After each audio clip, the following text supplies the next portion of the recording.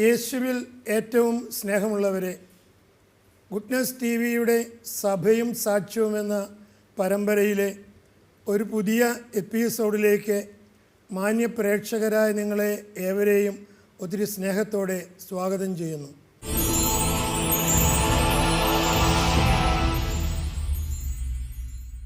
കഴിഞ്ഞ ഏതാനും ആഴ്ചകളായിട്ട് പൗരോഹിത്യ ജീവിതത്തെയും പൗരോഹിത്യ പരിശീലനത്തെയും കുറിച്ചൊക്കെ നമ്മൾ സവിസ്തരം ചർച്ച ചെയ്യുകയായിരുന്നു. തുടർന്നുള്ള എപ്പിസോഡുകളിൽ നമ്മൾ സമർപ്പണ ജീവിതത്തിലേക്കുള്ള വിളിയെക്കുറിച്ച് അല്ലെങ്കിൽ സന്യാസ ജീവിതത്തിലേക്കുള്ള വിളിയെക്കുറിച്ച് ചിന്തിക്കാൻ ആഗ്രഹിക്കുകയാണ്. ഈ കാര്യങ്ങൾ ഇന്ന് നമ്മളുമായിട്ട് പങ്കുവയ്ക്കുവാൻ നമ്മോട് കൂടെയുള്ള സ്നേഹബഹുമാനപ്പെട്ട ഫിലിപ്പ് തയ്യിലച്ഛനെ നിങ്ങളുടെ ഏവരുടെയും പേരിൽ ഒത്തിരി സ്നേഹത്തോടെ സ്വാഗതം ചെയ്യുന്നു.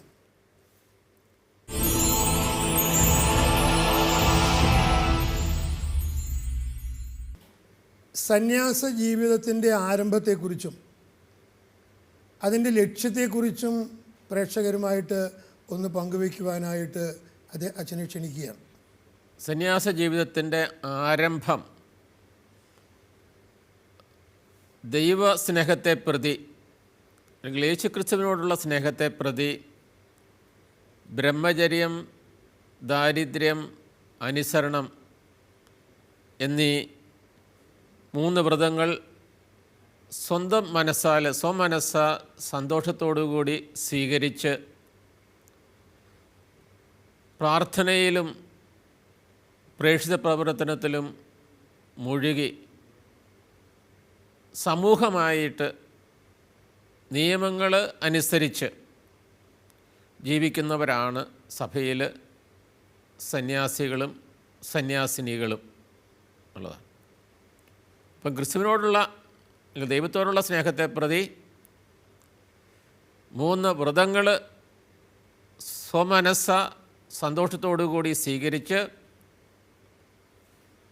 പ്രാർത്ഥനയിലും അതുപോലെ തന്നെ പ്രേക്ഷിത പ്രവർത്തനത്തിലും മുഴുകി നിയമമനുസരിച്ച് സമൂഹമായിട്ട് ജീവിക്കുന്നവരാണ്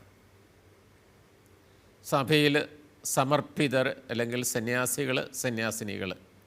ഇതിപ്പോൾ അടിസ്ഥാനപരമായിട്ട് സന്യാസ ജീവിതത്തിൻ്റെ അടിസ്ഥാനപരമായിട്ടുള്ള കാര്യമാണ്. അപ്പോൾ ഇങ്ങനെയുള്ള ഒരു സന്യാസ ജീവിതത്തിൻ്റെ തുടക്കം എന്ന് പറയുന്ന സഭയുടെ ആരംഭം മുതൽ തന്നെ ഉണ്ട്. ഒന്നുകൂടി കൃത്യമായിട്ട് പറയുകയാണെങ്കിൽ ക്രിസ്തുവിൻ്റെ മാതൃകയും പ്രബോധനവും സ്വീകരിച്ചുകൊണ്ട് സഭയുടെ ആരംഭം മുതൽ അവിടുത്തെ അനുകരിക്കാനായിട്ട് ക്ലോസ് ഫോളോയിങ്, സകലതും ഉപേക്ഷിച്ച് റാഡിക്കൽ ഡിസൈപ്പിൾഷിപ്പ് എന്ന് നമ്മൾ സുവിശേഷങ്ങളിൽ കാണുന്ന പോലെ സകലതും ഉപേക്ഷിച്ച് ദൈവ ഐക്യത്തിൽ ജീവിക്കാനായിട്ട് അനുകരിക്കുക, ദൈവ ഐക്യത്തിൽ ജീവിക്കുക, അതിനു വേണ്ടിയിട്ട് സകലതും ഉപേക്ഷിച്ച് വിജനതയിൽ മരുഭൂമിയിൽ ഏകാന്തമായിട്ട് ജീവിക്കുന്ന സ്ത്രീകളും പുരുഷന്മാരും ഉണ്ടായിരുന്നു സഭയുടെ ആരംഭം മുതൽ. അപ്പോൾ അവരെ ഹെർമിറ്റ്സ് എന്നാണ് വിളിച്ചിരുന്നത്. ഹെർമിറ്റ്സ്, താമസന്മാർ. ഹെരേമോസ് എന്നുള്ള ഗ്രീക്ക് വാക്കിൽ നിന്നാണ് വരുന്നത്. വിജനതയിൽ ജീവിക്കുന്നവർ, മരുഭൂമിയിൽ ജീവിക്കുന്നവർ. അവർ പ്രാർത്ഥനയിൽ ഏകാന്തതയിലും ജീവിക്കുന്നു. ലക്ഷ്യം ദൈവ ഐക്യമാണ്. ലോകത്തിൻ്റെ ബഹളങ്ങളിൽ നിന്നൊക്കെ മാറി നിന്നുകൊണ്ട് ഏകാന്തമായിട്ട് ജീവിക്കുന്നവരാണ്. അങ്ങനെ അത് സഭയുടെ ആരംഭം മുതൽ തന്നെ ഉണ്ടായിരുന്നു. അങ്ങനെ ജീവിച്ചിരുന്നവരിൽ അറിയപ്പെട്ടിരുന്ന ഒരാളാണ് ഈജിപ്തിലെ വിശുദ്ധ അന്തോനീസ് എന്ന് പറയുന്നത്. അത് 3-ാം നൂറ്റാണ്ടിൽ. അപ്പോൾ അദ്ദേഹത്തിൻ്റെ സമകാലികനായിരുന്ന ഒരാളായിരുന്നു വിശുദ്ധ പക്വേമിയസ്. അപ്പം ഇങ്ങനെ ഏകാന്തതയിൽ പ്രാർത്ഥനയിൽ ഒക്കെ ജീവിച്ചിരുന്ന ഏകരായിട്ട് അല്ല, സമൂഹമായിട്ടല്ല, ഒറ്റയ്ക്ക് ഇങ്ങനെ ജീവിച്ചിരുന്ന താപസന്മാരായിട്ട് മരുഭൂമിയിൽ ജീവിച്ചിരുന്ന ആളുകൾ ആണ് സന്യാസത്തിൻ്റെ ഒരു തുടക്കമെന്ന് പറയുന്നത്. അപ്പോൾ ഇതിൽ ഇങ്ങനെ ആളുകളിങ്ങനെ ജീവിച്ചുകൊണ്ടിരുന്നു. അപ്പോൾ ഈ വിശുദ്ധ പക്വേമിയസ്, അന്തോനീസിൻ്റെ സമകാലികനായിട്ടുള്ള വിശുദ്ധ പക്വേമിയസിന് തോന്നി ഇങ്ങനെ ഒറ്റയ്ക്ക് ഇങ്ങനെ മരുഭൂമിയിൽ ജീവിച്ച് ജീവിക്കുന്നതിനേക്കാളും പുണ്യപൂർണ്ണതയ്ക്ക് കുറച്ചുകൂടി എളുപ്പമാകും ഒരു സമൂഹമായിട്ട് ഇങ്ങനെയുള്ളവർ ജീവിക്കുകയാണെന്നുണ്ടെങ്കിൽ. അപ്പോൾ അദ്ദേഹമാണ് അപ്പോൾ അതനുസരിച്ച് അദ്ദേഹം ഇങ്ങനെ ഒറ്റയ്ക്ക് ജീവിച്ചിരിക്കുന്ന ആളുകളെയെല്ലാം ഒരുമിച്ച് കൂട്ടി, എല്ലാവരും എന്ന് പറഞ്ഞാൽ കുറേ ആൾക്കാരെയൊക്കെ ഒരുമിച്ച് കൂട്ടി ഒരു കമ്മ്യൂണിറ്റി ലൈഫ്, ഒരു സമൂഹ ജീവിതം ആരംഭിച്ചു. അപ്പോൾ ഒറ്റയ്ക്ക് ജീവിക്കുമ്പോൾ നിയമം ആവശ്യമില്ല, അവൻ തന്നെയാണ് അവൻ്റെ നിയമം എന്ന് പറയുന്നത്. സുവിശേഷം നിയമം ഉണ്ട്, പക്ഷേ ഇപ്പോൾ അതേസമയം കമ്മ്യൂണിറ്റിയിലേക്ക് വരുമ്പോഴത്തേക്കും അപ്പോൾ ഇവർക്ക് വേണ്ടിയിട്ട് അദ്ദേഹം ഒരു ജീവിതക്രമം ഉണ്ടാക്കി, ഇങ്ങനെ ഒറ്റയ്ക്ക് ജീവിക്കുന്നത്. പക്ഷേ ഉദ്ദേശം ഇതാണ്, പുണ്യാഭിവൃദ്ധിയിൽ ജീവിക്കത്തക്ക വിധത്തിലുള്ള ഒരു സമൂഹത്തിനാണ്. അപ്പോൾ ഇങ്ങനെയുള്ള ഒരു സമൂഹത്തിൽ ഉള്ള അംഗത്തെ മങ്സ് എന്നാണ് പറയുന്നത്, മോണക്കോസ്. അവരും ഇങ്ങനെ സെക്കുലൂർഡ് ആയിട്ടുള്ള ലൈഫാണ് നയിക്കുന്നത്. അതായത് മറ്റുള്ളവരിൽ നിന്നൊക്കെ മാറി നിന്നുകൊണ്ടുള്ള ഒരു ജീവിതം നയിക്കുന്ന ഒരു ആവൃത്തിയിൽ നിന്ന്, നമ്മൾ മലയാളത്തിലൊക്കെ പറയുന്നത് പോലെ ലോകത്തിൻ്റെ ബഹളങ്ങളിൽ നിന്നൊക്കെ മാറി നിൽക്കുന്ന ഒരു കൂട്ടമാണ് ഇവർ, മോണക്കോസ് എന്ന് ഗ്രീക്കിൽ പറയും. സെക്ലൂഡഡ് ആയിട്ടുള്ള ഒരു ജീവിതം, പക്ഷേ കൂട്ടക്രമമാണ്. അപ്പോൾ ഇങ്ങനെ ജീവിക്കുന്ന ആളുകളുടെ എണ്ണം, ഈ സമൂഹങ്ങളുടെ എണ്ണം കൂടി. പലയിടത്തും ഇങ്ങനെയുള്ള കൂട്ടത്തിൽ ജീവിക്കുന്ന ആളുകളുടെ സമൂഹം. പ്രത്യേകിച്ച് 3-ാം നൂറ്റാണ്ടിലെ പൗരസ്ത്യ സഭയിൽ, വിശുദ്ധ ബേസിൽ, പാശ്ചാത്യ സഭയിൽ വിശുദ്ധ ബെനഡിക്റ്റ്. അപ്പോൾ ഇങ്ങനെയുള്ള സന്യാസ സമൂഹങ്ങൾക്ക് ചില നിയമങ്ങളുണ്ടാക്കി എന്നുള്ളതാണ്. ഇപ്പം പൗരസ്ത്യ ദേശത്തും പാശ്ചാത്യ ദേശത്തും ഒക്കെയുള്ള ഇതുപോലെയുള്ള സമൂഹങ്ങൾ, മങ്സിൻ്റെ സമൂഹങ്ങൾ, അവർ താമസിക്കുന്ന സ്ഥലത്തിന് മോണസ്ട്രി എന്ന് ഇംഗ്ലീഷിൽ പറയും, ആശ്രമങ്ങൾ എന്ന് വേണമെങ്കിൽ പറയാം. അപ്പോൾ ഇത് കാലാകാലങ്ങളിൽ സഭ ഇതിനെ പ്രോത്സാഹിപ്പിക്കുകയും അതുപോലെ അംഗീകാരം കൊടുക്കുകയും ചെയ്തിരുന്നു എന്നുള്ളതാണ്. ഇങ്ങനെയുള്ള സമൂഹങ്ങളെ, മങ്സിൻ്റെ സമൂഹം. അപ്പം അതിൽ വിശുദ്ധ ബേസിൽ, പൗരസ്ത്യ സഭയിൽ, പാശ്ചാത്യ സഭയിൽ വിശുദ്ധ ബെനഡിക്റ്റ്. അപ്പോൾ ഇവർ രണ്ടുപേരും ഈ സമൂഹങ്ങൾക്ക് നിയതമായിട്ടുള്ള ഒരു ക്രമം കൊടുത്തു എന്നുള്ളതാണ്. പ്രത്യേകിച്ച് വിശുദ്ധ ബെനഡിക്റ്റിൻ്റെ നിയമങ്ങൾ. അപ്പോൾ അത് അറിയപ്പെടുന്നത്, അദ്ദേഹത്തിൻ്റെ നിയമം വിളിക്കപ്പെടുന്നത് സന്തോഷത്തിലേക്കും വിശുദ്ധിയിലേക്കുമുള്ള മാർഗരേഖ, guidelines for happiness and holiness, for holiness and happiness എന്നാണ്. അപ്പോൾ ഇങ്ങനെ ജീവിക്കുന്ന ആളുകൾ അവർ സന്തോഷമായിട്ട് ജീവിക്കുന്നു, വിശുദ്ധിയിൽ ജീവിക്കുന്നു. സന്തോഷത്തിലും ആത്മീയമായിട്ടുള്ള വിശുദ്ധി, ആത്മീയമായിട്ടുള്ള സന്തോഷം, അതിനുള്ള മാർഗരേഖ എന്നാണ് അദ്ദേഹം നിയമത്തെക്കുറിച്ച് പറയുന്നത്. അപ്പോൾ ഇവരുടെ രണ്ടുപേരുടെ നിയമാവലി ആയിട്ട് ബന്ധപ്പെടുത്തി നിയമത്തിൻ്റെ അടിസ്ഥാനത്തിൽ അതിനെ അടിസ്ഥാന പ്രമാണമായിട്ട് സ്വീകരിച്ച് ഇങ്ങനെ ഒരുപാട് മങ്സിൻ്റെ സമൂഹങ്ങൾ പിൽക്കാലത്ത് സഭയിൽ രൂപം കൊണ്ടു എന്നുള്ളതാണ്. ഒരുപാട് സിസ്റ്റേർഷ്യൻ, ട്രാപ്പിസ്റ്റ് എന്നൊക്കെ പറയുന്ന ഇതുണ്ട് എന്ന് പറയുന്ന സന്യാസ സഭകൾ, ആശ്രമങ്ങൾ. അപ്പോൾ ഈ ഉദാഹരണമായിട്ട് നമ്മൾ നോക്കുമ്പോൾ ബെനഡിക്റ്റൈൻ സന്യാസ സമൂഹങ്ങൾ, ബെനഡിക്റ്റിൻ്റെ റൂൾ അനുസരിച്ച് പ്രാർത്ഥനയും ജോലിയും ഇതാണ് ഈ സന്യാസികൾ ചെയ്തുകൊണ്ടിരുന്നത്. പ്രാർത്ഥന, ജോലി എന്ന് പറയുന്നത് അവരുടെ ചുറ്റുപാടുള്ള ആശ്രമത്തോടനുബന്ധിച്ചുള്ള പുറത്തുപോയുള്ള ജോലിയല്ല. അപ്പോൾ അവിടെ ജീവിക്കുന്ന ആളുകൾ, ആശ്രമത്തിൽ ഇങ്ങനെ പ്രാർത്ഥനയിൽ ജീവിക്കുന്ന ആളുകൾ, ആ ആളുകൾക്ക് അനുദിന ജോലികൾ വേണം. ഉദാഹരണമായിട്ട് ഭക്ഷണം ഉണ്ടാക്കേണ്ടതായിട്ടുണ്ടാകും, അതിനുള്ള കാര്യങ്ങളും. അതിൽ ഒരു വീടാകുമ്പോൾ നമുക്കറിയാമല്ലോ, സർവൈവ് ചെയ്യാനായിട്ട് വേണ്ടത് എല്ലാ കാര്യങ്ങളും. കൃഷിപ്പണി ഉണ്ടാവും, പിന്നെ ആശ്രമത്തിലെ മറ്റു ജോലികൾ കാണും, എല്ലാം തീർച്ചയായിട്ടും. അപ്പോൾ സാധാരണ ഒരു ഇതിൻ്റെ പോലെ. പക്ഷെ അവർ ജീവിച്ചിരുന്ന പ്രാർത്ഥനയും ജോലിയും. അപ്പോൾ വിശ്രമമെല്ലാം വിശ്രമമുണ്ട്, വിശ്രമത്തിന് കുറച്ച് സമയമേ ഉള്ളൂ എന്നുള്ളതാണ്. പ്രാർത്ഥന, ജോലി. അപ്പോൾ അവിടെ പിന്നെ പഠനമുണ്ട്. അപ്പോൾ പ്രാർത്ഥനയിൽ ധ്യാനാത്മകമായിട്ടുള്ള ബൈബിൾ വായന വളരെ പ്രധാനപ്പെട്ട ഒരു കാര്യമാണ്. പ്രാർത്ഥന എന്ന് പറയുമ്പോഴത്തേക്ക് ആരംഭകാലത്തൊക്കെ ദിവസത്തിൽ 8 തവണ പ്രാർത്ഥനയായിരുന്നു. ഇപ്പോൾ രാത്രിയുടെ യാമങ്ങളിലൊക്കെ 3 മണിക്കും 1 മണിക്കും ഒക്കെ എഴുന്നേറ്റ് പ്രാർത്ഥിക്കുന്ന അങ്ങനത്തെ ഒരു പതിവുണ്ടായിരുന്നു. ഇപ്പം ബെനഡിക്റ്റൈൻസ് എനിക്ക് തോന്നുന്നു 5 തവണയോ മറ്റാണ് പ്രാർത്ഥിക്കുന്നത് എന്നുള്ള കാര്യമാണ്. അപ്പോൾ ഇതുപോലെയുള്ള മങ്സ് മോണസ്ട്രിയിലൊക്കെ അങ്ങനെയാണ്. അപ്പം പ്രാർത്ഥന, അതായത് എല്ലാം ദൈവ സാന്നിധ്യത്തിൽ ചെയ്യുക. പ്രാർത്ഥിക്കുകയോ, പ്രാർത്ഥനയിൽ ദൈവ സാന്നിധ്യം, അതുപോലെ ഭക്ഷണം, എല്ലാ കാര്യങ്ങളും ജീവിതത്തിൽ ഭക്ഷിക്കുകയോ പാനം ചെയ്യുകയോ വിശ്രമിക്കുകയോ ജോലി ചെയ്യുകയോ മറ്റുള്ളവരോട് സംസാരിക്കുക, സംസാരമൊക്കെ മിതത്വത്തോടു കൂടിയായിരിക്കും. അപ്പോൾ ഇങ്ങനെ ജീവിതത്തിനൊരു ക്രമം കൊടുത്തുകൊണ്ട് ഒരു ക്രമബദ്ധമായിട്ടുള്ള ഒരു ജീവിതം നയിച്ച് പ്രാർത്ഥനയിലും ജോലിയിലൊക്കെ ജോലിയൊക്കെ നിർവഹിച്ചുകൊണ്ട് പോകുന്നവരാണ് മങ്സ് എന്ന് പറയുന്ന ആളുകൾ. അപ്പോൾ പിന്നീട് ഈ ഈ പറയുന്ന ആശ്രമത്തിൽ നിന്ന് പിന്നീട് ഇതിലൊരു വളർച്ച സംഭവിച്ചു സമർപ്പിത ജീവിതത്തിൽ സന്യാസമുഖകൾ. പിന്നീട് നമ്മൾ കാണുന്ന, ആദ്യം നമ്മൾ ഹെർമിറ്റ്സ് എന്ന് പറഞ്ഞ ഏകാന്തമായിട്ട് ജീവിക്കുന്നവർ, പിന്നീട് സമൂഹമായിട്ട് ജീവിക്കുന്നവർ മങ്സായി. അപ്പം മങ്സിലെല്ലാം പൊതുവാണ്, സ്വന്തമായിട്ടൊന്നുമില്ല ഇവർക്ക്. അപ്പം ഇവർക്ക് വ്യക്തിപരമായിട്ടൊന്നുമില്ല, പക്ഷേ പൊതുവായിട്ടുള്ള കാര്യങ്ങളുണ്ടായിരുന്നു. അവരുടെ കാര്യങ്ങൾ, അവരുടെ ജീവിതത്തെ മുമ്പോട്ട് കൊണ്ടുപോകാൻ അത്യാവശ്യം വേണ്ട കാര്യങ്ങളെല്ലാം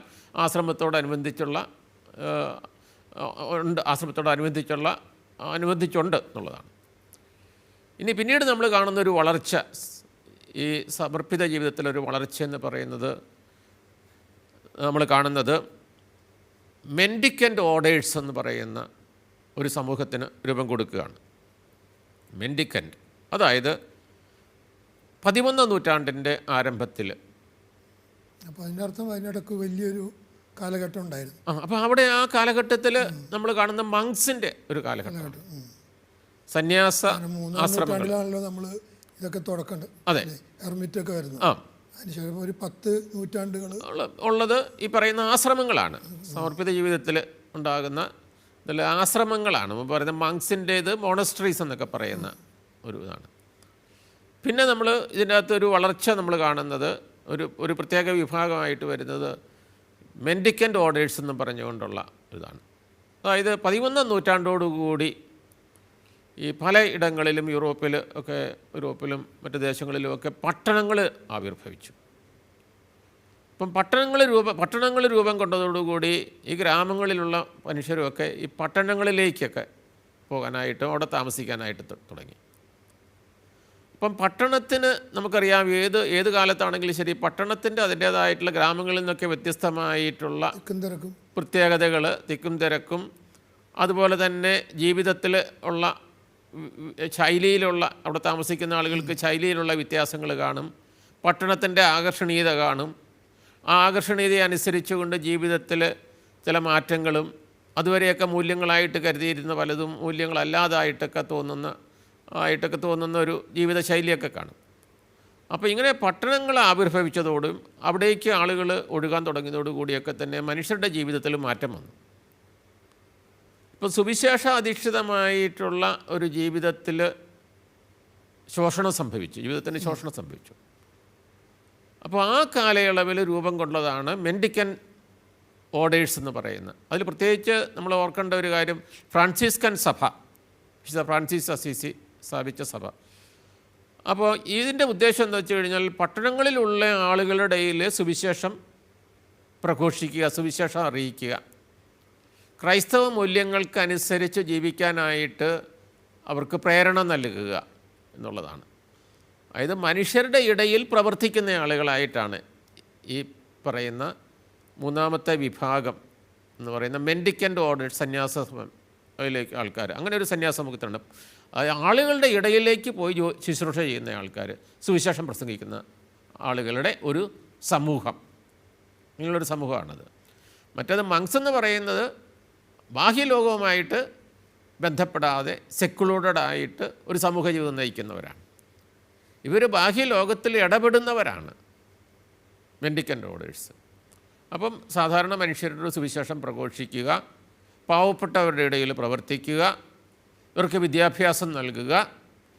അപ്പോൾ ഇവരുടെ ഉന്നമനത്തിന് വേണ്ടി ആത്മീയമായിട്ടുള്ള ഉന്നമനം, ബുദ്ധിപരമായിട്ടുള്ള ഉന്നമനം, അതുപോലെ തന്നെ സാമ്പത്തികമായിട്ടുള്ള ഉന്നമനം. അപ്പോൾ ഏറ്റവും പ്രധാനപ്പെട്ട ഒരു കാര്യം മോറലായിട്ടുള്ളൊരു അപ്ലിഫ്റ്റ്മെൻറ്റ്, ധാർമ്മികമായിട്ടുള്ള ഒരു അപ്ലിഫ്റ്റ്മെൻറ്റ് അതിനെ മുന്നിൽ കണ്ടുകൊണ്ടാണ് ഇവർ വളരെ ഈ ഈ പറയുന്ന മെൻഡിക്കൻ്റ് ഓർഡേഴ്സ് എന്ന് പറയുന്നത്.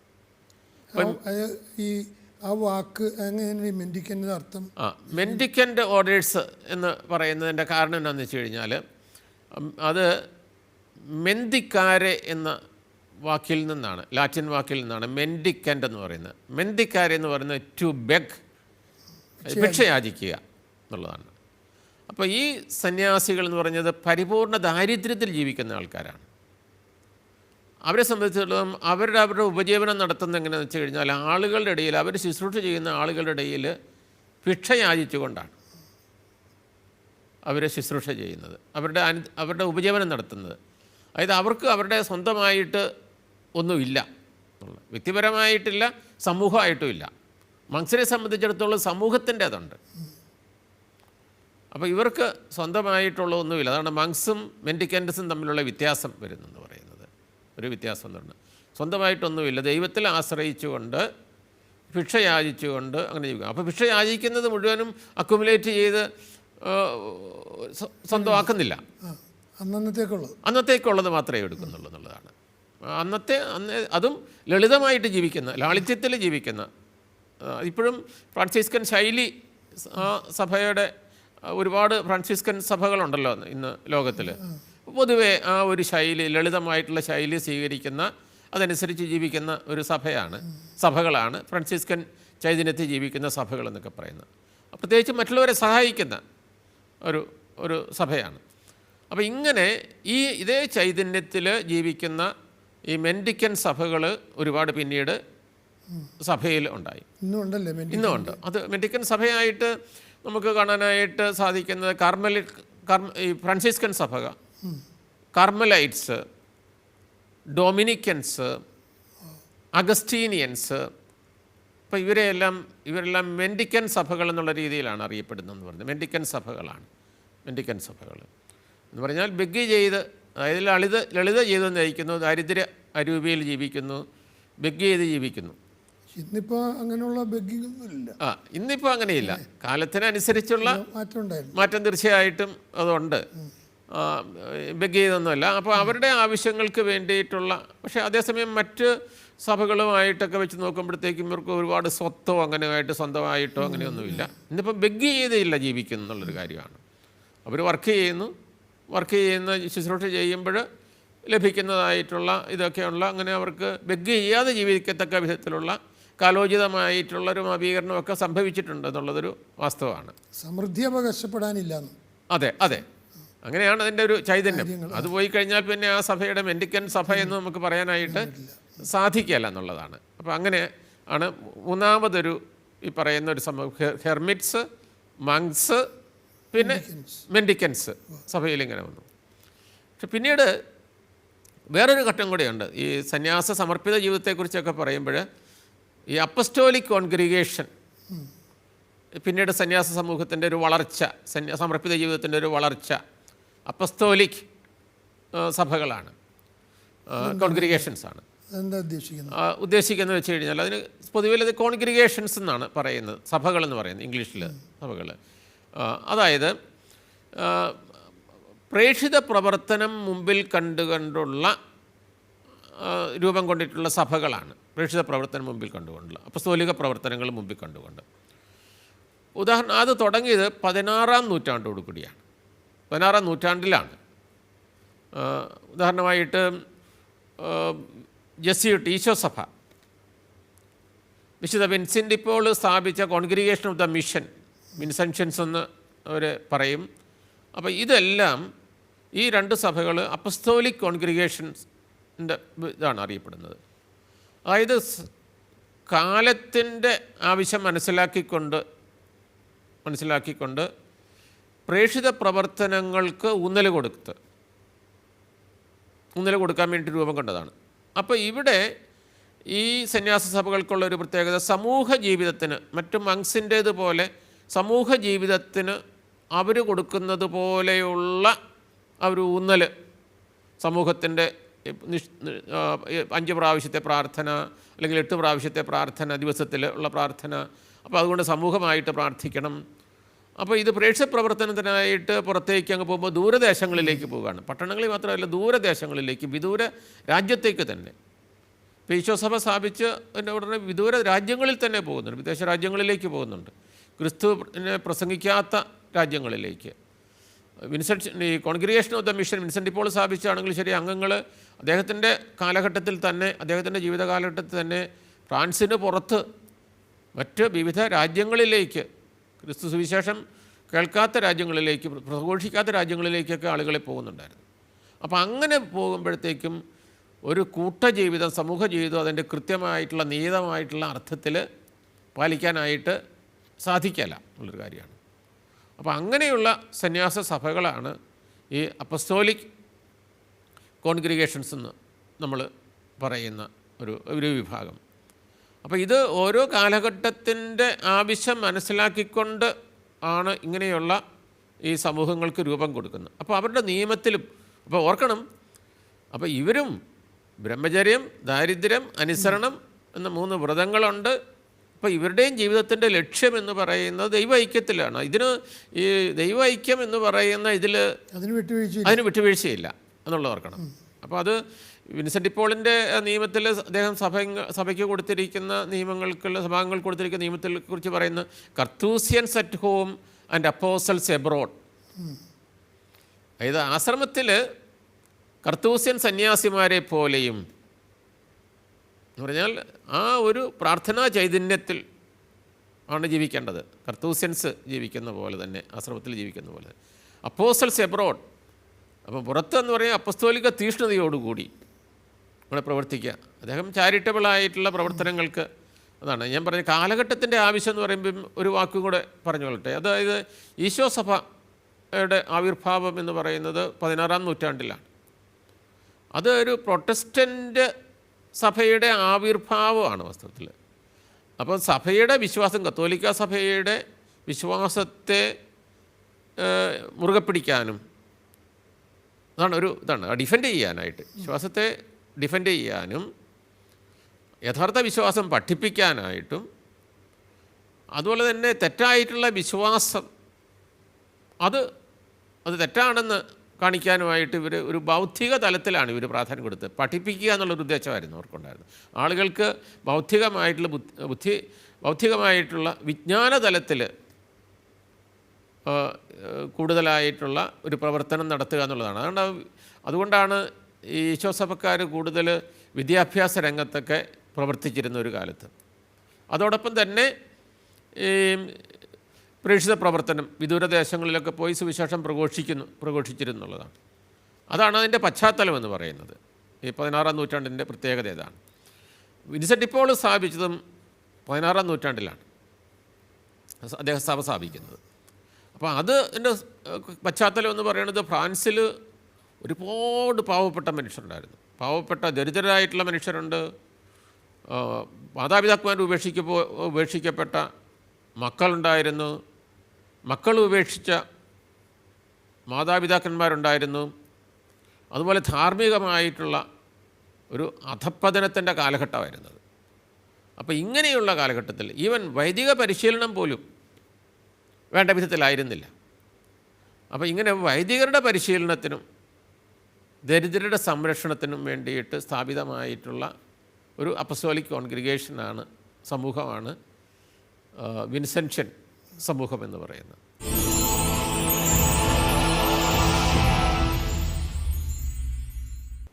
യേശുവിൽ പ്രിയമുള്ളവരെ, സമർപ്പിത ജീവിതത്തെക്കുറിച്ച്, അതിൻ്റെ ആരംഭത്തെക്കുറിച്ചും ലക്ഷ്യത്തെക്കുറിച്ചുമാണ് ഈ ആഴ്ചയിൽ നമ്മൾ ചിന്തിച്ചുകൊണ്ടിരുന്നത്. നമ്മളത് വരുന്ന എപ്പിസോഡുകളിൽ തുടരുന്നതാണ്. ഇത്രയും സമയം ഈ കാര്യങ്ങൾ നമ്മളുമായിട്ട് പങ്കുവെച്ച സ്നേഹബഹുമാനപ്പെട്ട ഫിലിപ്പ് തയ്യലച്ചനെ നിങ്ങളുടെ ഏവരുടെയും പേരിൽ ഒത്തിരി സ്നേഹത്തോടെ നന്ദി പറയുന്നു. നിങ്ങളുടെ വിലയേറിയ അഭിപ്രായങ്ങളും നിർദ്ദേശങ്ങളും സഭയെ സംബന്ധിച്ചിട്ടുള്ള നിങ്ങളുടെ സംശയങ്ങളും ഞങ്ങൾക്ക് എഴുതുക. കത്തുകൾ അയക്കേണ്ട വിലാസം: ദ പ്രൊഡ്യൂസർ, സഭയും സാക്ഷ്യവും, Witness TV, Divine Vision Complex, Muringoor PO, Chalakudy 680309. മറ്റൊരു എപ്പിസോഡിൽ നമ്മൾ വീണ്ടും കണ്ടുമുട്ടുന്നത് വരെ നന്ദി, നമസ്കാരം.